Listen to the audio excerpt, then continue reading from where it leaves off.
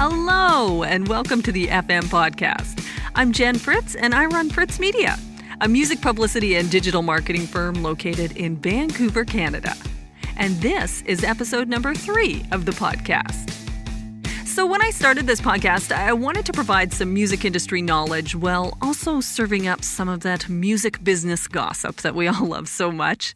And recently, something kind of cool happened. My friend Tyler Bancroft, who is from the band Said the Whale, who, by the way, created this amazing theme music that you just heard, he recently commented on a Facebook post of mine about the podcast, and he said this, and I quote, "This podcast fills a serious shooting the shit about music business stuff void that has been setting in. Because it's been almost a year since I've been at any sort of music industry function and had the pleasure of doing that in person." End quote. And I was like, yes, Tyler, yes, that's it. That is exactly what I'm trying to do. I was so excited. Tyler gets it, you guys. He totally gets it.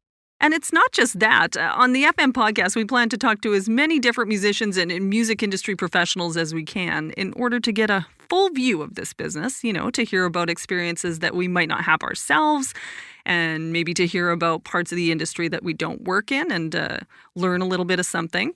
And that means that even though I run a publicity and digital marketing firm, I'm obviously not going to limit myself, and I'm going to talk to musicians who aren't my clients, like we did last week with Dan Mangan. But that also means that sometimes we will talk to artists who are our clients. And that's what we're going to do this week. Our guest today is Alberta singer-songwriter Ryland Moranz, who is a man that wears many hats. And one of those hats that he wears is he releases his own music. He recently released his new album, S01E03, which is amazing, by the way. And I'm not just saying that because I'm his publicist. It is an amazing album. He's also a part of the Rebeltone Sound, which is Leeroy Stagger's band, and he's even worked as a tour manager. So I thought it would be great to talk to him about his experiences in wearing all of these different hats and see if he could tell us about some of the lessons that he's learned in the process. He can tell us about the mistakes that he's made, and you can learn from them so you don't have to make the mistakes and learn from them. This was a fun one, and I hope you'll enjoy our talk. Here's my conversation with Ryland Moranz.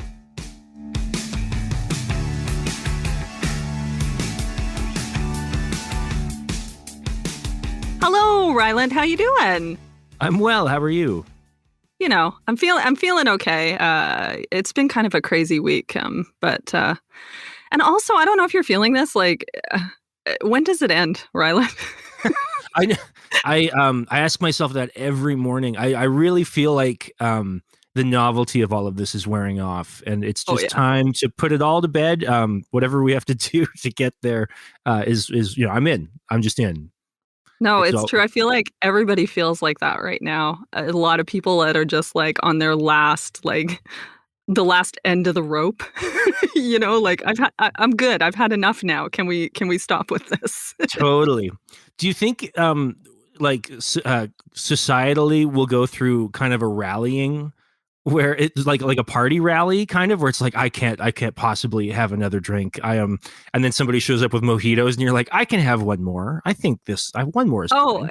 I feel like at the end of this, there's going to be kind of a global party feeling if we make it through. Okay. Right. Yeah. I don't want to get ahead of myself. Yeah. Right. But it'll be kind of dystopian, though. It'll be kind of like a Jeff Berner song when we get to the end of it. It'll be like Victory Party kind of, maybe. Yeah. That's what I'm going to hope for. Let's be hopeful, right? Yeah, That's great. I like that. Yeah. So I wanted to start off by saying that you're actually the very first Fritz Media client that's been on the FM podcast. So congratulations. Well, thank you. Thank you very much. What an honor. I'm going to wear a badge. I actually, I think I'm going to get a patch made for my jean jacket. Well, you totally should. Yeah. And, you could give them out to everybody who's on. I think that'd be cool. But I want the one that says #1 Fritz Media client. Absolutely. So right now we're doing the publicity and social media advertising for your brand new album, XO. Is it? Yeah, 1945 XO or XO 1945. I always get it wrong. I'm your publicist. Good job, Fritz. Good job. No, XO you know what? 1945.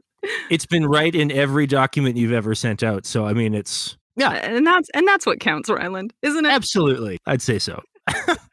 But before we started working together in this way, I actually knew you before that because you are in Leeroy Stagger's band, and Leeroy Stagger is also a client of Fritz Media's. You are a part of his band, and you've also haven't you been his tour manager as well? Yes. Yeah. Totally. Yeah. Which always kind of surprises people because I don't have that, like, the gruff demeanor of a tour manager or the ability to seem kind of threatening when you know that's an important like thing to need to do.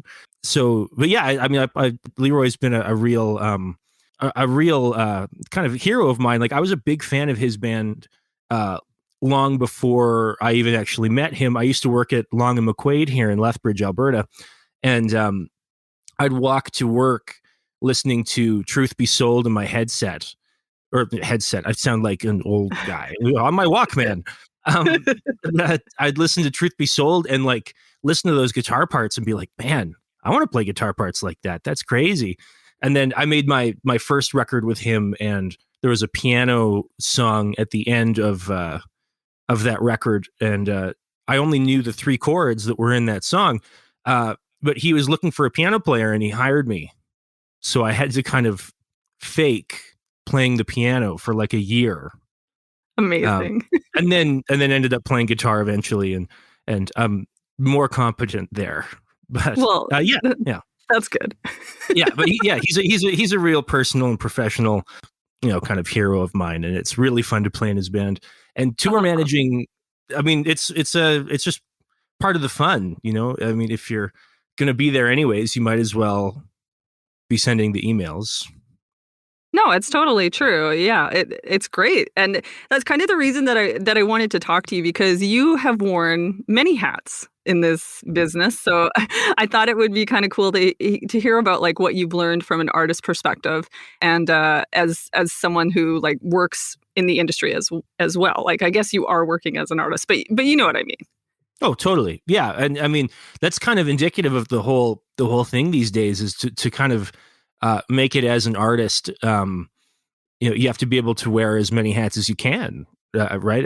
And hopefully find a way to fold those hats into the art that you want to make, instead of kind of ending up journeying down a path that will make you more money but doesn't feel like what you want to be doing. And at that point, I always felt like at that point you might as well just become an accountant if you're not doing not that there's anything wrong with accountants. I have really great family who are accountants, and lucky they all, yeah, totally. And they go on ski vacations, like I don't know any musicians who are like, I'm just going to go on a ski vacation to wherever, right? It's more like, I'm going to work my 3 jobs.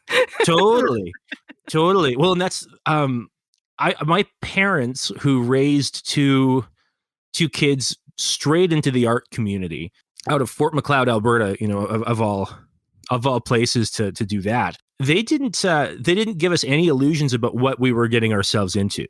Right. I remember being like 13 and saying to my mom, I think I want to be a musician. Like, this looks great. Like, they're festival coordinators and musicians themselves. And my mom was just like doing something, and she stopped and she looked at me and she said, "That's great. No, good. You'll have to do something else too." But like, what a good mom. Now your parents, you mentioned they run South Country Fair. Yes. Is that what it's? Yeah, a music festival that's does it take place in Fort Macleod or outside Fort Macleod, or? It's just on the city limits or the town limits, I guess. Yeah. But yeah, it's in Fort Macleod for all intensive purposes, and they would have had their 35th year or 34th year last summer. And, oh my God. Of course, nothing happened last year. So no, nothing did, Ryland. That's a fact. That's a real fact. Yeah. So that's pretty cool, though. What a great perspective. You grew up around music, and you grew up around musicians as well. Like, I'm sure that all of the amazing artists that went to your parents' festival, as someone who is from Lethbridge, Alberta, I have attended. That's great. Yeah. Yeah. So yeah, you must have been around some incredible musicians growing up. Yeah, absolutely. And I feel like I really started learning valuable lessons about what this life was going to be like immediately. Like I remember being like 7 or something, and Willie P. Bennett used to always stop off at our place. He was kind of like an uncle a little bit. And our house was a stopover on tour, so that's where he would go to just recharge after a couple of days. And I remember him sleeping super late into the afternoon every time he'd show up, because of course he would tour on Greyhound buses. So when I kind of got into touring a little bit more, that was a very vivid memory for me. Like, touring on a Greyhound seems really grueling, and to not have even just having a vehicle gives you such a sense of security and kind of a little home base to have. But if you don't have that, I mean, the stress, you could kind of see it on them. And oh my gosh. So I can't even imagine what that would be like. And we actually toured last November and December when I was in Europe with Leeroy and the band. We toured a great deal of it on trains and taking public transit. So we had to bring everything that we had to be able to carry, including merch. So as the tour manager and the guitar player, and with a mandolin and a banjo and my pedal boards and backpack, and I was at the university still at the time, so I had all of my school books with me. I looked like I was going to jump into Normandy. It was obscene, the amount of stuff that I'd waddle up with, and it was So I did get a taste of that, and I think the novelty of being in Europe and being on trains instead of being in Regina on a Greyhound made it a little more fun. But totally, it's much more romantic, Ryland. Oh, absolutely. I was in From Russia with Love the whole time in my head. Just the whole. Dude, that's the dream. I backpacked through Europe when I was 23 years old, and it was just based on that dream of, so that I could take the trains through Europe. That was the whole dream, right? Yeah, absolutely. Yeah. No, it's totally amazing. So you grew up with music. How did you get to where you are now? What brought you to, releasing your first record, which came out in 2016? How did you get from musician, growing up with music to actually working in music? I think it was a pretty steady trajectory from the start. I started playing mandolin when I was 9, and then switched to guitar like everybody does when they're a teenager, because nobody's ever looked cool in junior high playing the mandolin. No, unfortunately, no. Yeah, maybe Chris Steele, but he might be the only one. But I started playing with friends and playing in bands, and I had a punk band for 10 years.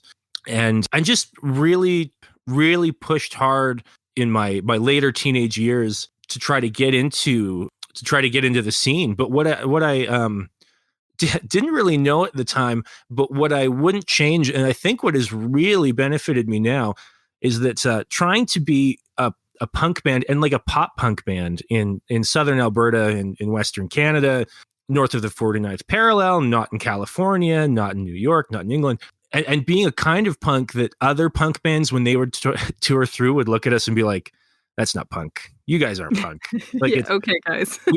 we were kind of so an island unto ourselves as far as a scene. And we had lots of band friends and everything, but it was such an uphill battle that I spent so much time just with my heels dug in and really pushing, that when I kind of made the switch over, and I mean, punk is kind of what people play until you become a folk musician.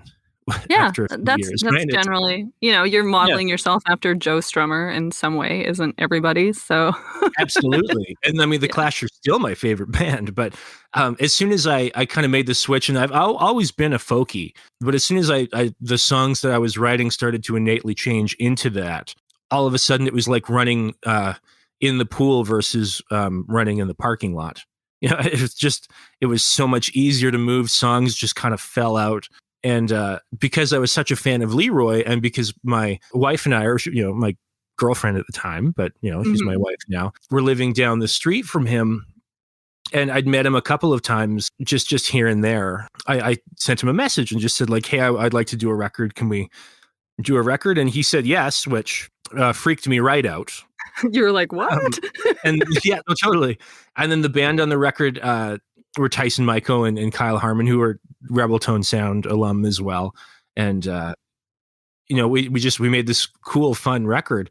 And I remember being so pie-eyed and just kind of like almost like starstruck at the idea that I was like doing this on my own already, and that I had this really cool crew that was making it sound really, really nice. I mean, it's just kind of naturally progressed from there. And like I said, then I was in Leeroy's band and then just playing more and more, and it just gradually carried on. It's like that thing that Steve Earle said, you just get your ticket and you get in line. And I just kind of kept going. I too dumb to quit, I guess. Well, I mean, there has to be an element of that anyway. I think for anybody that is pursuing a creative life, you have to have that belief, and it has to be something that you just want to do and you love to do it, because otherwise you're not going to do it. You know what I mean? Totally. Like you have Totally. to. There has to be an element of too dumb to quit. Otherwise, you wouldn't do it. Totally. Well, and to be fair, to give myself a little credit, I tried to not be a musician a couple of times. Mm-hmm. I went to flight school just out of high school, so I got my pilot's license, and I worked at Air West in Lethbridge, fueling Air Canada planes and throwing bags, or like gently moving bags. Yes. And as a musician, I was like, I'm going to take good care of all these things. Like I know. And but all through that, I was kind of convinced that I was going to be an airline pilot and just kind of play music on the side. And the more I kind of committed to that lifestyle, and the more I leaned into that, kind of the more dissonance I felt. And it wasn't until I kind of inverted it, and now I'm just a pilot for fun and a musician by trade that I feel like I feel like myself again. And I felt like myself as soon as I switched, that mindset back from like, I'm just going to have this really expensive hobby now. Yeah. No. That totally makes sense. That makes me think about, you were talking about how hard it was to be a punk band in Lethbridge and in southern Alberta. I wonder, was it like, why did you stay? Like, what was it more? Because I mean, I'm from Lethbridge, so I know there is a really awesome arts and music community there. So we need people like you to stay, because that's how you foster community, right? But I wonder if you ever thought, if maybe if I moved, my music career would take off more or something like that. I didn't ever think about moving. It didn't even dawn on me to move. It's so weird. And as you were asking that question, I thought, like, why didn't I move? Like, why didn't I do that? But it never actually occurred to me that I could just go somewhere else and do this. And I mean, in my head, I guess, like, I already had a drummer and a bass player. Like, my friends were playing in bands with me, and it was my high school band, and we get along pretty well still. And I might as well just keep going. And and I think because the music and art community in Lethbridge is so great. I mean, I remember being from Fort McLeod, and the first time playing in Lethbridge, feeling like I made it. God, this is it. We are here. Like we're playing in Lethbridge at the Slice. Like, can you believe this? And so it's and like the community is so cool, and there's still parts of the artistic community here that totally intimidate me, because it's just like, when you see somebody, there's lots of it in Vancouver, where it's just like they've got a vibe, and you're like, oh, you're a cool person in the art community. I know for a fact. I don't even like, I live in this community. I don't know who they are, because I've never asked them, or have never been like, hi, you're friends with them? Who's that person? I don't know who that person is, and they intimidate me. But like the art scene here is really cool, and the music scene, like, just even on our street. I mean, Leeroy just moved, but before he did, it was him and John Mort Hannum and Dave McCann and Shayla Miller and Allison Brock. Like, the list is just huge, and it's just on our street. So crazy. Yeah. And was it like, was Core Blend living in Lethbridge for a while, or does he live there? Oh yeah. Oh, he's on this Yeah. street too. Yeah, Yeah. I thought he was on that Yeah. street. Yeah. So we've got this this unbelievable like music row.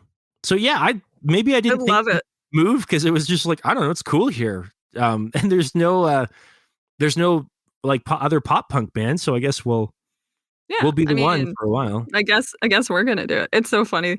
That was like the first thing. That was the first thing on my list. So Like, how can I leave?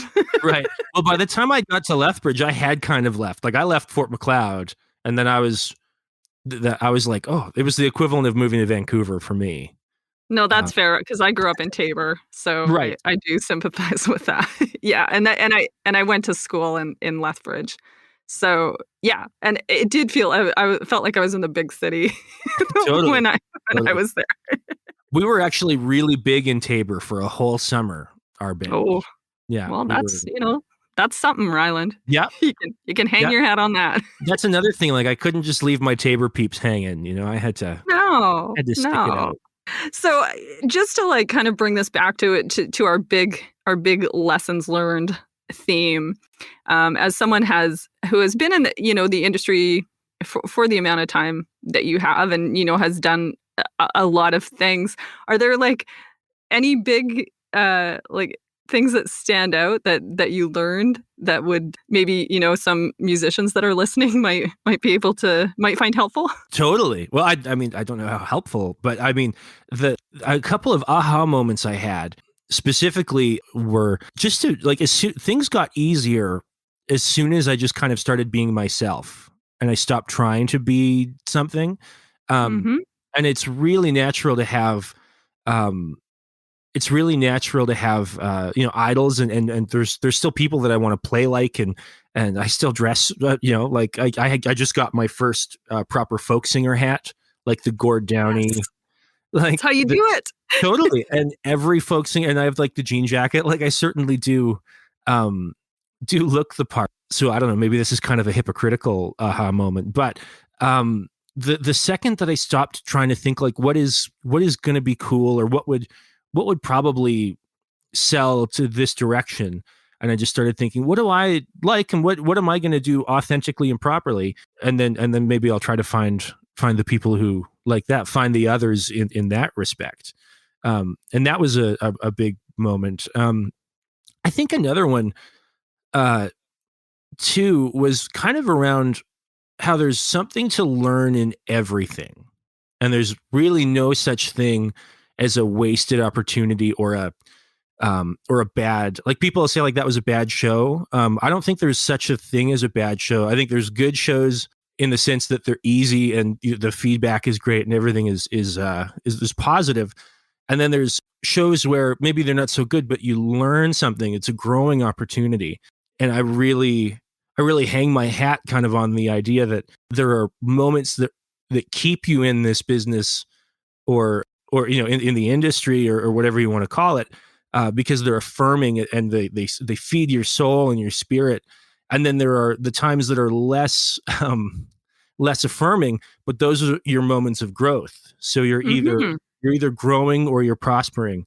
And I think that's great. Yeah, no, that's also a really good perspective to have going into it too, because if you can take something from those moments that suck, and let me tell you, there will be a lot of them. You just have to be like, well, this is where life is right now. We'll get an upswing at some point, but right now this is what's happening, and this doesn't define me, and it doesn't define my career either. Yeah, exactly. And there's a real sense of kind of doom anytime something goes bad. I feel like in this in the music business, and I read this nice Luc Doucet thing really early on, and I was really lucky to meet Luc in like 2008 maybe. He played South Country Fair, and in a kind of maybe a severe flash of nepotism, I was put on a songwriter workshop with him. Oh, you don't say.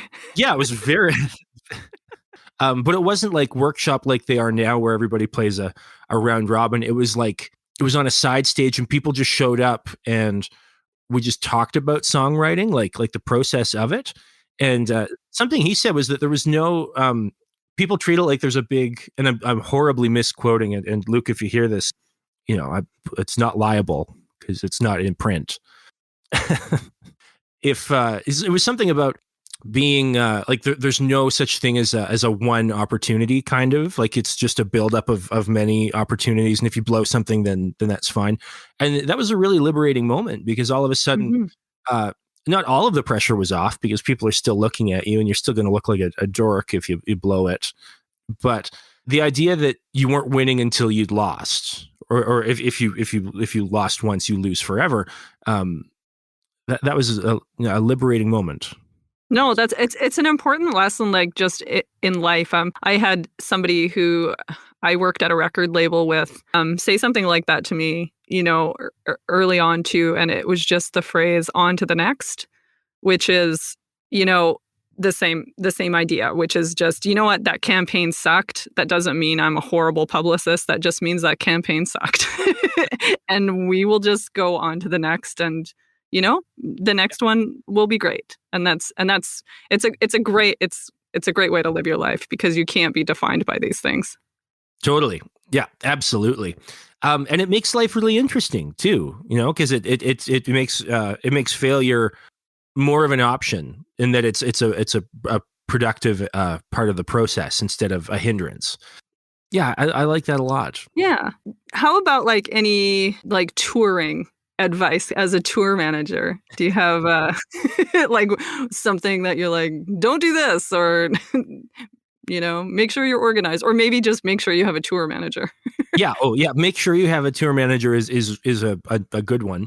If you don't have one and you're looking around and you don't know who your tour manager is in your band, it's you. Like it's that very true.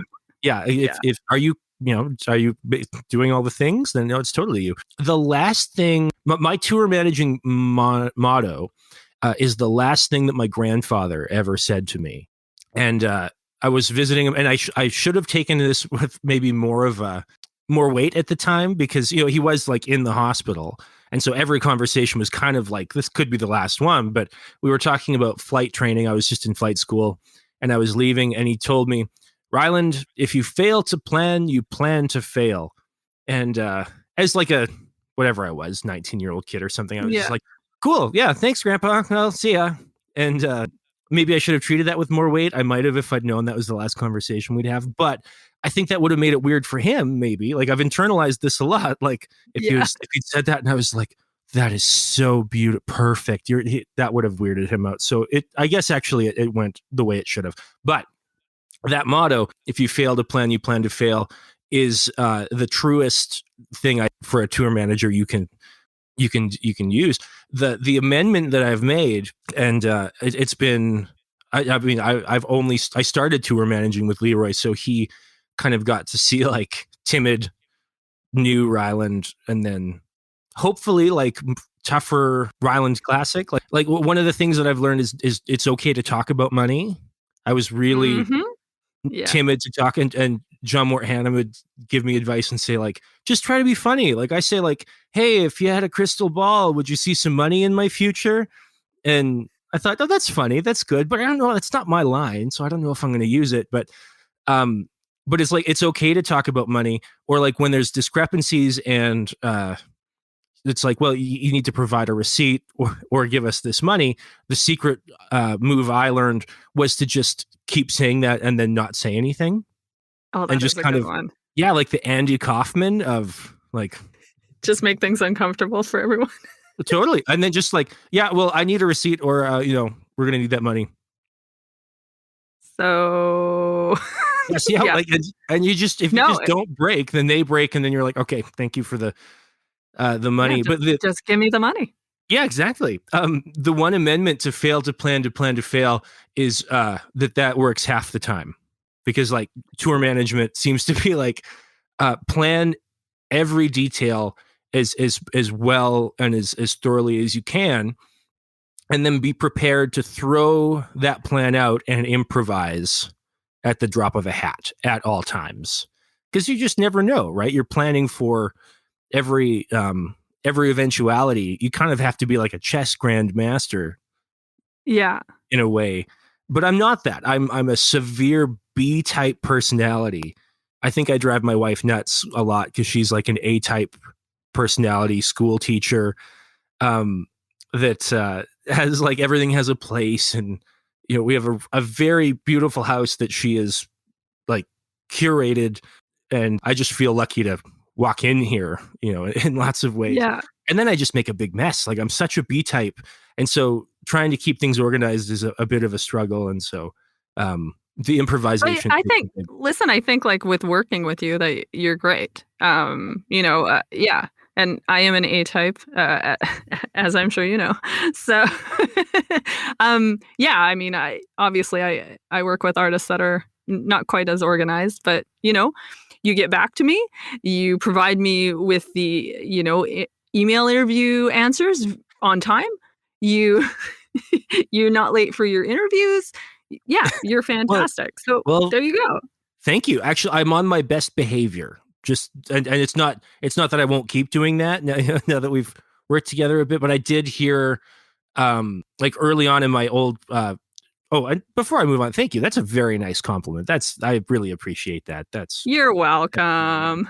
What I was even told, I was asking John Worthannam, like, what do you do? Like, I'm trying to get to the next level here. What do I need? And he said, what you really need is a publicist. And who I'm using is Jen Fritz from Vancouver, and you should never use another publicist. So I'm just going to plug you on your own podcast. I will never use Thank you, Ryland. Another publicist. You're stuck with me for life, I'm afraid.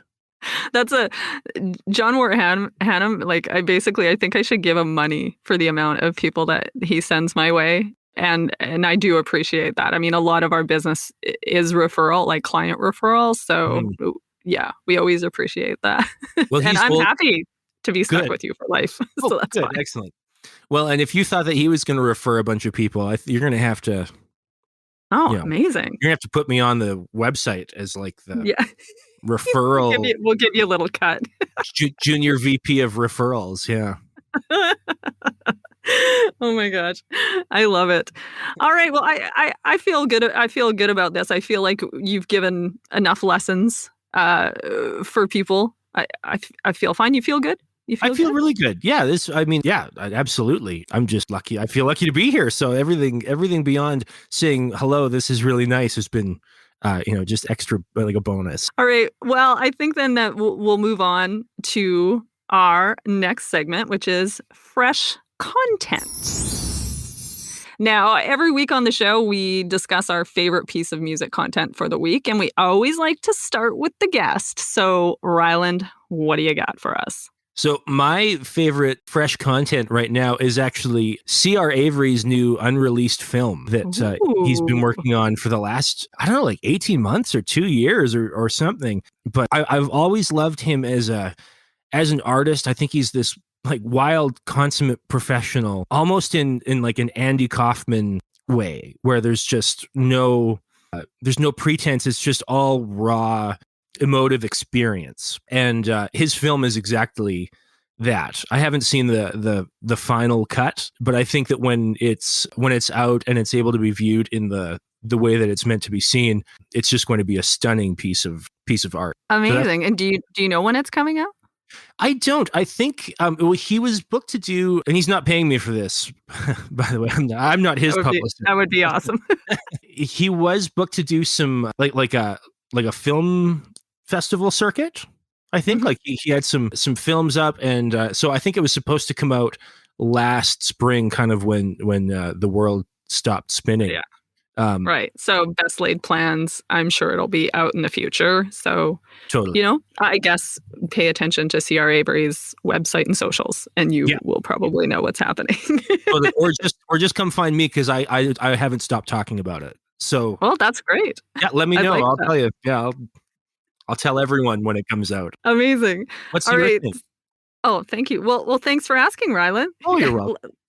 Let me tell you. So my fresh content is the new album from Arlo Parks, which is called Collapsed in Sunbeams. Just came out this past Friday. Yeah, January 29th. Now, have you heard of her before? Do you know Arlo Parks? I've heard the name, but I'm not aware of the tunes. Yeah, she's a singer-songwriter. She's from the UK, and I kind of came about her in the way that I find that I discover music these days, which is I was watching I May Destroy You, and I heard her song Cola, so I Shazammed. Oh, that's yeah. that's always how I discover music these days. So I was watching I May Destroy You. I heard the song. I was like, oh, that's a really good song. And so Shazammed it, and it was her song Cola. And then a friend of mine, a fellow music nerd friend, he sent me a song of hers called Black Dog, like a couple of weeks after. And I was like, wait a minute, that's the Cola lady. So I put it together. I was like, oh, she's amazing. And then I discovered that she has this new album coming out. And so the album just came out, and she's incredible. I highly recommend her. Incredible songwriting, also kind of like pop culture-y references, which I enjoy. It's just really, really like dreamy and atmospheric, like almost like a Massive Attack vibe, but not quite. And like maybe even like Radiohead in a way. Sometimes I might be just be saying that because, she's from the UK, but it does have, that like just atmospheric UK vibe. Totally. It kind of, yeah. I know exactly what you mean. Yeah, I knew you would get that. That's kind of what it is. So I highly recommend it. It's called Collapsed in Sunbeams, and everybody should check it out.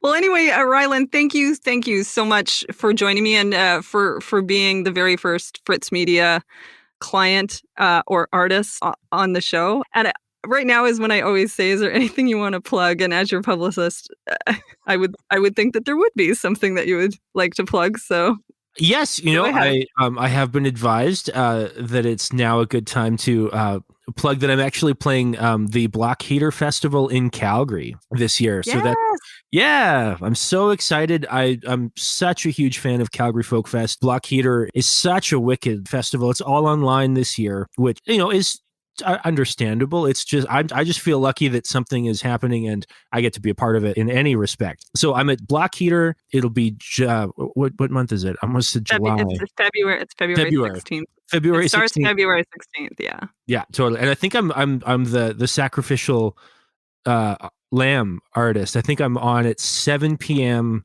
February 16th, and I think it's all on the socials. It's like the Facebook Live stage. Oh, amazing. Yeah, so it'll be from my living room. You get to look at my house. Well, that's awesome. And also, how about you have a new album out? Yes. Oh, that's right. Yes, I do have that as well. So my new record, XO1945, came out in January, and I'm so proud of it. It's been so much fun to release out to the world.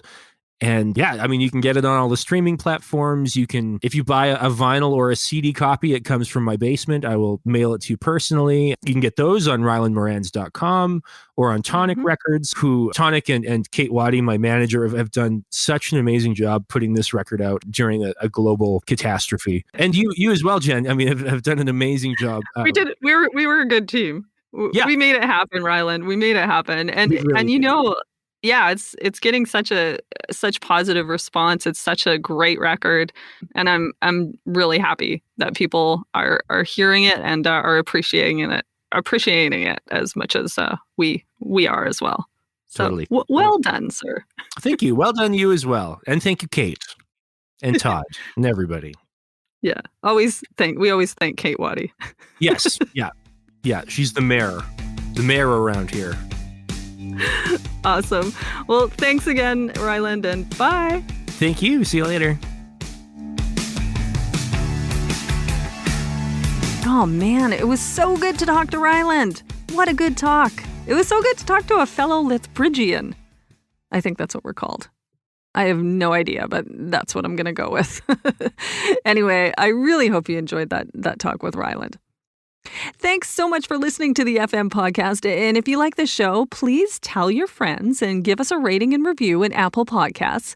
We are a brand new show and we could really, really use the support. So just head over there, give us a real nice review, give us 5 stars. We'd really appreciate it. And we want to say thank you to Said the Whale for providing the theme music for the show. If you want to learn more about Fritz Media, check out our website at fritzmedia.ca, and you can follow us on Facebook. We're at Fritz Media, and on Instagram and Twitter at Fritz_media. And if you want to learn more about the FM podcast, just go to thefmpodcast.com. Okay, so we're going to go out with our song of the week this week, which is one of my favorite songs on Ryland's new album, XO1945. See, I got it right. I did it. This is Beautiful World.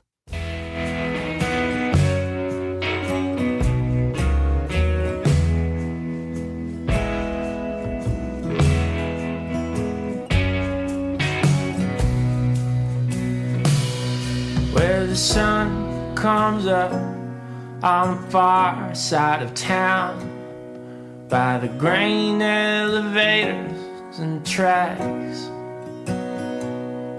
and the dogs get barking at the sound of the trains, 'cause it sounds like they ain't coming back.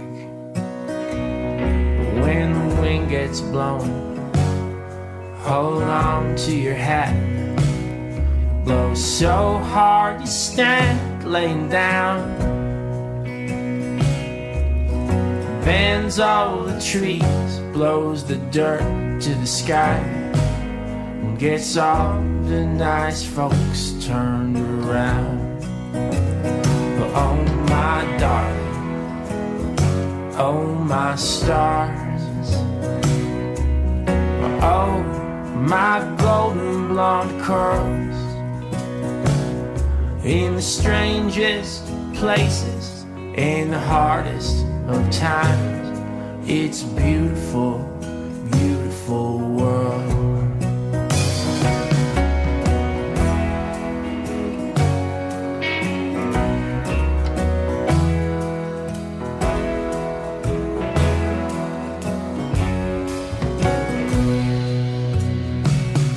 Well, the mines used to pay all the wages, and the drinks, they were poor at night.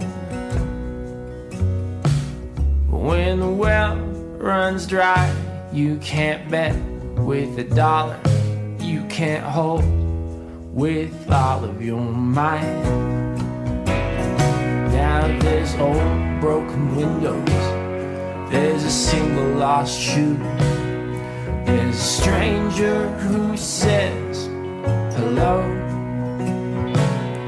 There's a little girl whose parents don't want her to grow up, 'cause they'll miss her wherever she goes.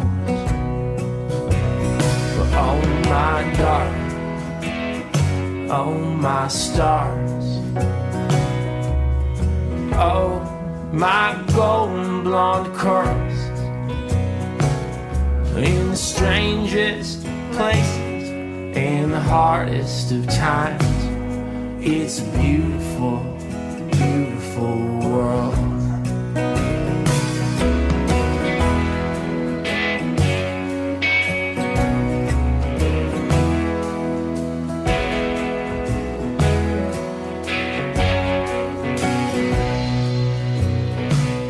If the newspaper comes, it's an hour behind, like the clock by the coffee at Pearl's. If it's with cream and 2 sugars, or if it's just taken black, it's a beautiful, beautiful world. Bye. I'll see you next Tuesday.